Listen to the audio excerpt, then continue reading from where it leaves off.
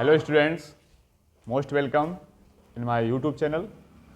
आइए आज हम जो आपके लिए वीडियो लेके आए हैं, ये यूपी बोर्ड एग्ज़ाम 2023 जो 1 मार्च को फिजिक्स का पेपर होना है, इसके लिए पिछला वीडियो हमने बनाया था कि जो इम्पॉर्टेंट डेरिवेशन आने वाले हैं उसके लिए एक पूरा वीडियो बनाया था हमने। उसमें सारे डेरिवेशन चैप्टर वाइज चैप्टर आपको बताए थे। और आज जो हम वीडियो लेकर के आए हैं इसमें हम थ्योरी प्लस न्यूमेरिकल दो बातें करेंगे। इस बार जो एग्जाम में 1 मार्च को होने वाले पेपर में जो थ्योरी और न्यूमेरिकल आने वाली हैं, कंफर्म उसके बारे में बताते हैं। अगर आप इसको तैयार कर लेते हैं तो बहुत अच्छे नंबर आप ला सकते हैं बोर्ड एग्जाम में। तो इस थ्योरी प्लस न्यूमेरिकल को समझने के लिए पिछला वीडियो आप चाहें तो देख लें, उसमें डेरिवेशन दिए गए हैं, जरूर देखें उसको। सारे डेरिवेशन वहाँ बताए हैं और थ्योरी और न्यूमेरिकल इस वीडियो में पूरे कराते हैं। अभी तक अगर आपने हमारे चैनल को सब्सक्राइब नहीं किया है तो सब्सक्राइब कर लें और लाइक और शेयर जरूर करें, ताकि आगे अन्य लोगों तक ये वीडियो पहुंच सके और सबको इस एग्ज़ाम के लिए जो होने वाला फ़ायदा इसका है वो मिल सके। तो अगर हम थ्योरी प्लस न्यूमेरिकल की बात करें तो सबसे पहले बात कर रहे हैं थ्योरी की। चैप्टर वाइज चैप्टर बात करते हैं। अगर चैप्टर नंबर 1 में आप देखेंगे, इस चैप्टर नंबर 1 से जो आने वाली थ्योरी है, परिभाषाएं जो आती हैं वो आपकी उनमें से है वैद्युत क्षेत्र की तीव्रता, वैद्युत क्षेत्र की तीव्रता और इसका मात्रक। कई बार इसका मात्रक पूछा गया है, इंपॉर्टेंट परिभाषा है। इसके अलावा जो दूसरी परिभाषा है इसकी वो है वैद्युत फ्लक्स। ये भी इंपॉर्टेंट परिभाषा है, कई बार बोर्ड एग्जाम पूछी भी गई है। वैद्युत फ्लक्स और गॉस की प्रमेय, गॉस की प्रमेय। वैद्युत क्षेत्र तीव्रता आपने पढ़ी होगी कि अगर किसी एकांक परीक्षण आवेश को वैद्युत क्षेत्र में रखते हैं तो उस पर एक वैद्युत बल कार्य करता है, जिसे वैद्युत क्षेत्र की तीव्रता कहते हैं। वैद्युत फ्लक्स क्या होता है? अगर कोई बंद पृष्ठ है तो उससे गुजरने वाली लंबवत वैद्युत बल रेखाओं की संख्या को वैद्युत फ्लक्स कहते हैं। गॉस प्रमेय क्या कहती है? कोई अगर बंद पृष्ठ है तो उससे गुजरने वाले कुल जो वैद्युत फ्लक्स होता है उससे वो नेट आवेश का 1/ε गुना होता है। ये पहले चैप्टर से कुछ परिभाषाएं हैं जो बहुत ही इंपॉर्टेंट हैं। अब बात करेंगे चैप्टर नंबर 2 की। चैप्टर नंबर 2 में इसमें जो इंपॉर्टेंट परिभाषाएं हैं उनमें से आपकी है वैद्युत विभव, वैद्युत विभव। दूसरी परिभाषा आपकी इसमें है वैद्युत धारिता, वैद्युत धारिता। और तीसरी परिभाषा आपकी है भंजक विभवांतर, भंजक विभवांतर। और परिभाषा आपकी इसमें आ सकती है समविभव पृष्ठ, समविभव पृष्ठ। इसके अलावा जो आपकी है वो है विभव प्रवणता। ये परिभाषाएं आपको तैयार रखनी है विद मात्रक के, मात्रक और फॉर्मूले सहित इनको याद रखें। अब चैप्टर नंबर 3 की अगर बात करें, ये जो चैप्टर हम ले रहे हैं वो एनसीईआरटी पैटर्न के हिसाब से ले रहे हैं। जो तीसरा चैप्टर आपका है वैद्युत धारा, इसमें से जो परिभाषा हो सकती है वो आपकी हो सकती है अनुगमन वेग, अनुगमन वेग, या इसका दूसरा नाम अपवाह वेग भी नाम से आती है परिभाषा, ये अपवाह वेग। और इसमें से आपका हो सकता है श्रांति काल, श्रांति काल, प्रतिरोध का ताप पर प्रभाव या इसको प्रभावित करने वाले कारक, प्रतिरोध का ताप पर प्रभाव या प्रतिरोध को प्रभावित करने वाले कारक। प्रतिरोध किन किन कारकों से प्रभावित होता है? जैसे लंबाई पर, क्षेत्रफल पर, ताप पर, प्रकृति पर, इनसे रिलेटिव है। ओम का नियम, नियम सब इंपॉर्टेंट है, किसी का भी नियम हो। ओम का नियम और किरचॉफ के नियम, किरचॉफ के दोनों नियम इंपॉर्टेंट हैं, बहुत ही इंपॉर्टेंट है किरचॉफ के नियम। और कुछ विभव मापी से रिलेटिव, विभव मापी। तो ये 3 चैप्टर आपके हो गए। चौथा चैप्टर आपका है चैप्टर नंबर 4। उसमें अगर बात करें हम, जो आपका है गतिमान आवेश एवं चुंबकत्व, उसमें इंपॉर्टेंट परिभाषा आपकी है चुंबकीय क्षेत्र की तीव्रता, लिख के दे रहे हैं चैप्टर नंबर 4 में। चुंबकीय क्षेत्र की तीव्रता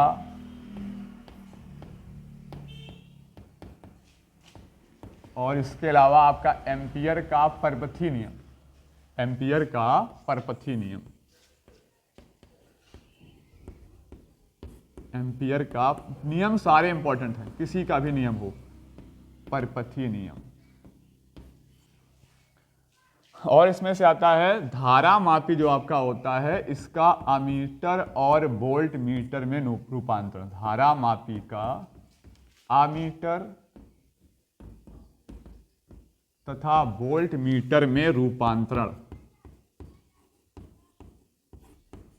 वोल्ट मीटर में रूपांतरण। कैसे आप धारा मापी को अमीटर में चेंज करोगे और कैसे वोल्ट मीटर में चेंज करोगे, इससे रिलेटिव क्वेश्चन आते हैं। चैप्टर नंबर 5 की बात करें तो इसमें कुछ थ्योरी खास नहीं आती है। इसमें आपके थ्योरी में जैसे भूचुंबकत्व के अवयव आ जाते हैं, भूचुंबकत्व के अवयव, जैसे आपका दिक्पात कोण हो गया, भौगोलिक यामोत्तर हो गया, चुंबकीय यामोत्तर हो गया, इस टाइप से पूछ आते हैं। चैप्टर नंबर 6 विद्युत चुंबकीय प्रेरण चैप्टर होता है। इस चैप्टर में से आपके फैराडे के नियम इंपॉर्टेंट हैं, फैराडे के नियम, आपका स्वप्रेरण या स्वप्रेरकत्व कह सकते हो, अन्योन्य प्रेरण और आपकी भंवर धाराएं, ये इंपॉर्टेंट परिभाषाएं हैं, डेफिनेशन जो इनसे पूछा सकता है। इसके बाद चैप्टर नंबर 7, जो चैप्टर नंबर 7 आपका है, ये थ्योरी के मामले में बहुत कमजोर टॉपिक है, थ्योरी से बहुत कम आती है। इससे जो आता है वो न्यूमेरिकल ज़्यादा कराता है, और यार डेरिवेशन आता है तो LCR परिपथ की प्रतिबाधा वगैरह वो हमने बताई रखी है पिछले वीडियो में आपको। थ्योरी में इसमें अधिक से अधिक आता है तो अनुनादी आवृत्ति और कुछ ट्रांसफार्मर से रिलेटिव, ट्रांसफार्मर, जैसे ट्रांसफार्मर का सिद्धांत हो गया, ट्रांसफार्मर कार्य विधि हो गई, दक्षता हो गई, इस टाइप से ट्रांसफार्मर से रिलेटिव कुछ पूछ दिया जाता है। चैप्टर नंबर 8 की अगर बात करें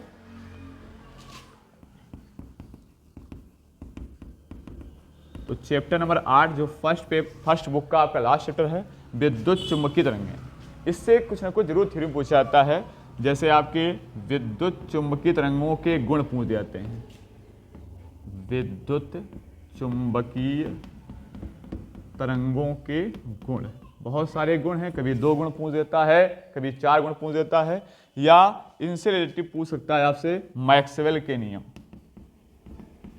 मैक्सवेल के नियम। इसका न्यूमेरिकल ऑब्जेक्टिव जरूर आता है अक्सर, और जो न्यूमेरिकल आता है वो विद्युत क्षेत्र और चुंबकीय क्षेत्र रिलेटिव आता है, जिसमें फार्मूला आप अप्लाई करते हैं E0/B0 बराबर C। अक्सर ऑब्जेक्टिव में इसका क्वेश्चन आता है। ये विद्युत क्षेत्र का आयाम होता है, चुंबकीय क्षेत्र का आयाम, ये प्रकाश का वेग होता है। क्योंकि जब विद्युत चुंबक चलती हैं तो वो विद्युत क्षेत्र और चुंबकीय दोनों उत्पन्न करती हैं। तरंग के लंबवत उत्पन्न होता है विद्युत क्षेत्र और चुंबकीय क्षेत्र। तो इस फार्मूले से रिलेटिव क्वेश्चन आते हैं। कभी E0 दिया होता है तो B0 पूछ देता है, क्योंकि C तो कांस्टेंट है प्रकाश का वेग, 3 × 10⁻⁸ मीटर सेकेंड। अगर आपको E0 दिया है तो B0 पूछ देगा, या B0 दिया है तो E0 पूछ देता है। या फिर से पूछ सकता है कि जो आपकी विद्युत चुंबकीय तरंगें होती हैं, जैसे आपकी गामा तरंगें हैं, एक्स तरंगें हैं, औरत तरंगें हैं, पराबैंगनी हैं, दृश्य हैं, सूक्ष्म हैं, माइक्रो हैं, है ना, सूक्ष्म माइक्रो की बात रेडियो हैं, तो कौन सी बड़ी तरंग की तरंगदैर्घ्य है, कौन छोटी तरंग की तरंगदैर्घ्य है। सबसे छोटी तरंगदैर्घ्य जो होती है गामा होती है, सबसे बड़ी तरंगदैर्घ्य की रेडियो होती है। या इनकी आवृत्ति और परास पूछ सकता है। आवृत्ति का परास क्या है, तरंगदैर्घ्य का परास। इन तरंगों के परास पूछ सकता है, परास रेंज किसकी, आवृत्ति की यानी न्यू और तरंगदैर्घ्य लैम्डा की। आवृत्ति और तरंगदैर्घ्य का परास भी पूछ सकता है इसमें। ये आपकी फर्स्ट बुक कंप्लीट होती है थ्योरी के माध्यम से। अब आइए बात करते हैं सेकेंड बुक में। सेकेंड बुक जो आपकी है वो थ्योरी के मामले में बहुत ही कम आती थ्योरी है, वो न्यूमेरिकल का पार्ट अधिक है। जा देखिए थ्योरी कहाँ से आती है। तो अगर हम बात करें चैप्टर नंबर 9 की, जो आपका है किरण प्रकाश की, इसमें थ्योरी बहुत कम आती है, बिल्कुल ना के समान थ्योरी आती है। शायद है कहीं पूछ दिया जाए, क्रांतिक कोण वगैरह पूछ दिया जाए, या आपका सूक्ष्मदर्शी और दूरदर्शी, इनसे रिलेटिव भले ही थ्योरी क्वेश्चन आ जाए। सूक्ष्मदर्शी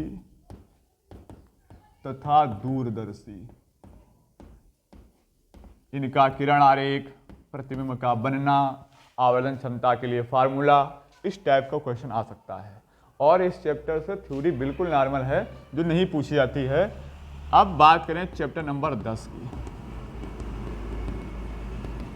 क्योंकि हमारे जो बोर्ड एग्जाम का पेपर होता है उसमें थ्योरी का परसेंटेज कम रहता है, न्यूमेरिकल का परसेंटेज ज़्यादा होता है, तो थ्योरी कम ही आती, बहुत इंपॉर्टेंट थ्योरी होती है वही आती हैं। चैप्टर नंबर जो 10 हमारा है तरंग प्रकाश की, इसमें से थ्योरी आती है। जैसे इसमें सबसे इंपॉर्टेंट चीज़ है, बहुत ही इंपॉर्टेंट है, हाइगेंस का तरंग सिद्धांत। हाइगेंस का तरंग सिद्धांत, इसमें द्वितीय तरंगिकाओं का सिद्धांत शामिल है।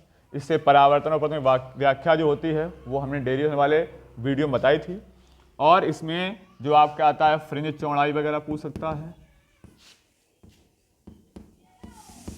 या व्यतिकरण और इसकी शर्तें, व्यतिकरण तथा विवर्तन की थ्योरी भी इंपॉर्टेंट है।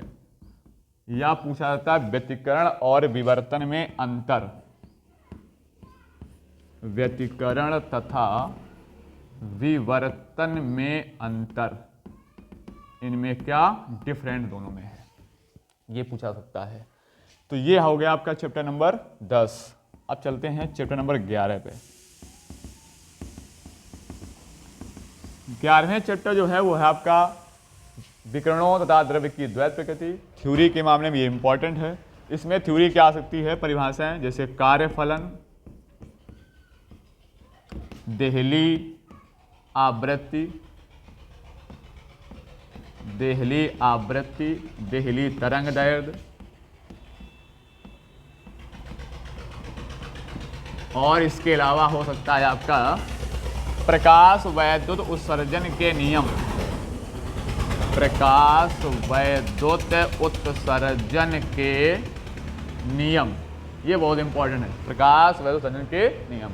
और दीप द्रव्य तरंगें या द्विब्रोगली तरंगें, इसमें जो डेरिवेशन इंपॉर्टेंट है वो बता चुके हैं पिछले वीडियो में। इसके 3 डेरिवेशन हैं, तीनों बहुत इंपॉर्टेंट हैं। ये हो गया चैप्टर नंबर 11। अब बात करते हैं चैप्टर नंबर 12 की। तो चैप्टर नंबर 12 आपका है अर्थात परमाणु। परमाणु यानी एटम। इसमें क्या है, इसमें आपके नील बोहर के जो अपग्रहित हैं, जो नील बोहर की परिकल्पनाएं हैं, जो उन्होंने बताया था कि इलेक्ट्रॉन केवल उन्हीं कक्षाओं में चक्कर लगाता है जिनका कोणीय संवेग h/2 पाई का पूर्ण गुणज होता है, और ऐसी कक्षाओं को हम स्थायी कक्षाएं कहते हैं। नील बोर का परमाणु मॉडल या कह सकते हो उनके अपग्रहित, परमाणु मॉडल के अपग्रहित।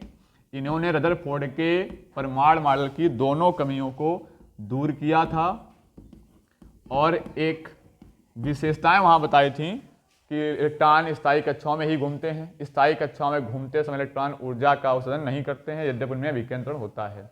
एक और पॉइंट बताया था कि अगर किसी परमाणु को हम बाह्य स्रोत से ऊर्जा दे देंगे तो वो इलेक्ट्रॉन अपनी निम्न कक्षा को छोड़ करके हाई एनर्जी वाले लेवल पर चला जाएगा, और जो उसको एक्स्ट्रा एनर्जी मिली है, जैसे वो पहली कक्षा में अगर रहेगा तो उसको -6 EV ऊर्जा की आवश्यकता होती है।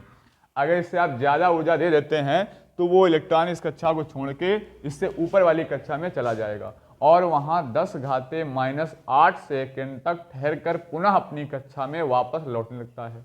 जब लौटता है तो लौटते समय इलेक्ट्रॉन कुछ निश्चित आवृत्ति की तरंगें निकालता है। उन तरंगों से जो स्पेक्ट्रम प्राप्त हुआ था वो रेखीय स्पेक्ट्रम प्राप्त हुआ था। ये बहुत ही इंपॉर्टेंट है बोहर के परमाणु मॉडल से।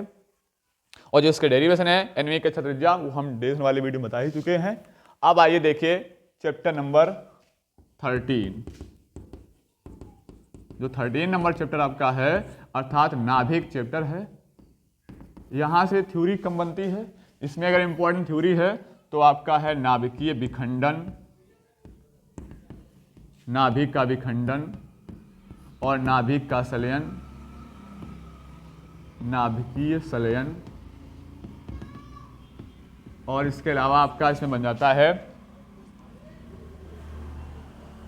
नाभिक खंडन हो गया, नाभिकीय संलयन हो गया, और आपका युग्म विनाश, युग्म उत्पादन और युग्म विनाश, युग्म उत्पादन और युग्म विनाश, ये कुछ डेफिनीशन आने लायक है इस बार एग्जाम में। ये चैप्टर 13 हो गया। अब चैप्टर नंबर 14, ये थ्योरी के मामले में बहुत ही इंपॉर्टेंट चैप्टर है, सबसे ज़्यादा थ्योरी इसी से आती है। इसमें से जैसे आपका हो गया पीएन संधि डायोड, पीएन संधि डायोड, इसका फॉरवर्ड बायस और रिवर्स बायस, ट्रू कनेक्शन और फॉल्स कनेक्शन। डायोड के अगर पी टाइप, चूंकि ये पी और एन टाइप मिलकर बना होता है, अगर पी टाइप अर्धचालक को आप बैटरी के धन ध्रुव से जोड़ोगे, एन टाइप को ऋण सिरे से, तो पी पॉजिटिव पॉजिटिव हो जाएगा, निगेटिव निगेटिव से, कुछ इस प्रकार समझ सकते हैं।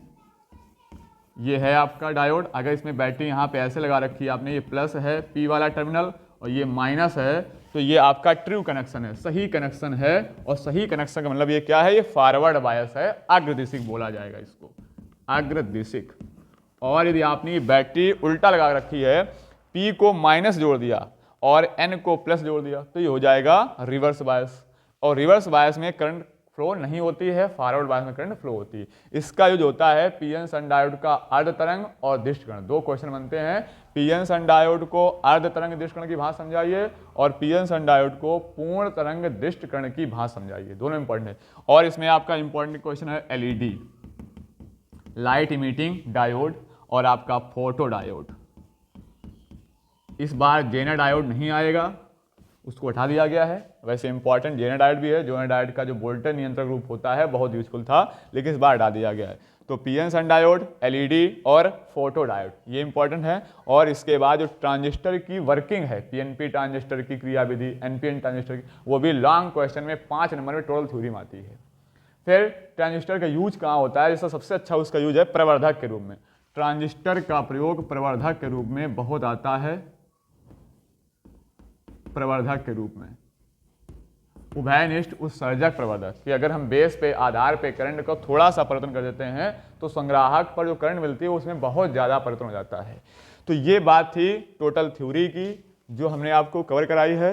ये थ्योरी इंपॉर्टेंट है, अगर इनको आप तैयार कर लेते हैं तो सारी थ्योरी आप कंप्लीट हो जाएगी और कोई भी क्वेश्चन छूटने वाला नहीं है। क्वेश्चन आपको सारे करने हैं, कोई भी क्वेश्चन छोड़ना नहीं है। पहले आप क्वेश्चन अच्छे जो आपको तैयार हैं उनको करिए। अगर कोई क्वेश्चन नहीं आ रहा है तो उससे रिलेटिव जो भी क्वेश्चन आप उसको करिए जरूर, छोड़ के नहीं आना है। सारे क्वेश्चन जब करोगे तभी आपको नंबर मिलेंगे। अब बात करते हैं थोड़ी सी न्यूमेरिकल की। न्यूमेरिकल जो आपके हैं वो कहाँ से बनने वाले हैं, किस चैप्टर के न्यूमेरिकल में ज़्यादा तैयार करने हैं और किस टाइप के न्यूमेरिकल ज़्यादा तैयार करने हैं। तो अगर हम सबसे पहले मेन टॉपिक की बात करें जिनसे बहुत ज़्यादा न्यूमेरिकल आते हैं, उनमें से आपका है चैप्टर नंबर 6 फर्स्ट बुक्स में और 6 और 7 चैप्टर से न्यूमेरिकल 100% आना ही है। विद्युत चुम्बकीय प्रेरण और प्रत्यावर्त धारा में, प्रत्यावर्त धारा में जो न्यूमेरिकल आता है वो LCR सर्किट से आता है। LCR सर्किट बने होते हैं, इनमें से आता है। जैसे किसी में यहाँ के वोल्टेज दिए हैं या यहाँ कोई इक्वेशन दिया है V बराबर V not sine omega t, और इस इक्वेशन में आपको पूछ जा रहा है कि शक्ति क्षय क्या है या उसकी प्रतिबाधा क्या है, या कोई एमीटर लगा रखा है तो उसका पाठ्यांक क्या है, एमीटर क्या नापेगा, इस टाइप क्वेश्चन। और इससे ट्रांसफार्मर के क्वेश्चन भी आते हैं। ट्रांसफार्मर का क्वेश्चन एकदम बिल्कुल नॉर्मल होता है, बिल्कुल सिंपल होता है। उसमें केवल आपको फार्मूला तैयार होना चाहिए, और फार्मूला वहाँ क्या होते हैं, NS/NP बराबर VS/VP। इससे क्वेश्चन आते हैं बराबर आपका IP/IS, ये होता है, परिणाम अनुपात भी होता है। तो यहाँ से क्वेश्चन बनेंगे आपके। और अगर चैप्टर पीछे आए हम 6वें चैप्टर में, तो आपके जो स्वाप्रेरकत्व है जिसका फार्मूला L बराबर -EdI/dt है, इससे कई बार न्यूमेरिकल आए हैं, पूछे जाते हैं और पूछने की पूरी संभावना भी है विद्युत चुम्बकीय प्रेरण से। तो ये दोनों चैप्टर जो आपको हैं इनके न्यूमेरिकल बहुत से तैयार करने हैं। एक इसमें और फार्मूला होगा V बराबर VBL sin थीटा। इन दोनों फार्मूले से सबसे ज़्यादा न्यूमेरिकल आने वाले हैं। अगर बात करें हम सेकेंड फिजिक्स का, जो आपका पहला और दूसरा चैप्टर है, किरण प्रकाश की और तरंग प्रकाश की, तो उसमें से चैप्टर नंबर वैसे एनसीईआरटी के हिसाब से आप बोल सकते हो चैप्टर नंबर 9 और 10 ये न्यूमेरिकल के मामले में बहुत ही इंपॉर्टेंट चैप्टर हैं। इनमें जो आपका लेंस से संबंधित एक न्यूमेरिकल 100% आता है, जिसमें लेंस मेकर फार्मूले का बहुत यूज किया जाता है 1/f बराबर n-1 1/r1 माइनस 1/r2। जैसे इसमें कह जाता है कि द्रव में फोकस दूरी ज्ञात कीजिए, दो पृष्ठों की वक्त जाने रखी होती हैं r1 और r2 की वैल्यू यहाँ पे, और अपूर्णांक दिया होता है, हो सकता है द्रव में पूछ दे या वायु में फोकस भी पूछ दे, इस टाइप के सवाल इसमें जरूर आते हैं। और आपका जो इसी में आपका जो ये 10वां चैप्टर है तरंग प्रकाश की, इसमें फ्रिंज चौड़ाई से न्यूमेरिकल, विवर्तन प्रतिरूप के केंद्रीय उष्टिष्ट कोणीय चौड़ाई से फार्मूले से आपके न्यूमेरिकल आते हैं, और कई सारे न्यूमेरिकल इसमें से आपके वो जो W बराबर d लैम्डा अपॉन d होता है फ्रिंज और चौड़ाई, इसके बहुत ही इंपॉर्टेंट न्यूमेरिकल है, अक्सर आते हैं। और चैप्टर नंबर 11 आपका है प्रकाश वैद्युत प्रभाव, उसमें से सवाल आइंस्टीन से जरूर आता है, जिसका फार्मूला है E बराबर h EK प्लस W।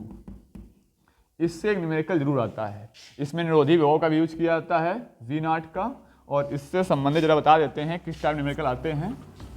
थोड़ा वीडियो बड़ा हो रहा लगता है, तो अगर बड़ा लग रहा हो तो इसका न्यूमेरिकल हम पूरे एक न्यूमेरिकल लिख के अगले वीडियो में आपको हम बना सकते हैं। सारे न्यूमेरिकल लिख देंगे, कौन कौन से न्यूमेरिकल इस भाषा में, इस लैंग्वेज में आपसे पूछे जाते हैं।